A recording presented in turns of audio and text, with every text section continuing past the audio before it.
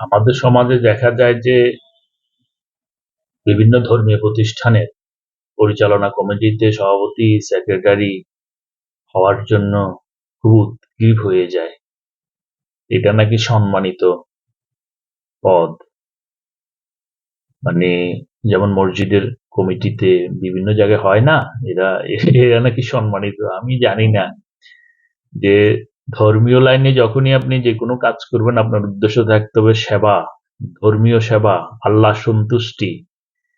তো এটা না করে যেন আপনি সম্মানের উদ্দেশ্যে এগুলাতে কাজ করেন, এটা কিভাবে মানে সে আল্লাহর সাথে অনেকটা বাটপাড়ির সমতুল্য হয়ে যায়। তাই এইসব পদে যারা কাজ করবেন ওরা সেবামূলক কাজ করবেন, ধর্মীয় সোয়াবের আশায় কাজ করতে হবে।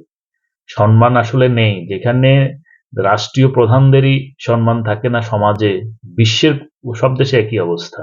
তো ওখানে আপনি ধর্মীয় প্রতিষ্ঠানের সভাপতি আর সেক্রেটারি দিয়ে কিসের সম্মান পাবেন? হ্যাঁ, যাওয়ার সময় আরো দুটো কথা আপনারা শোনাবে। এটা হলো মানুষের স্বভাব। অতএব সবসময় আল্লাহ, ধর্ম এসবের জন্য আপনি কাজ করবেন, সম্মানের জন্য না।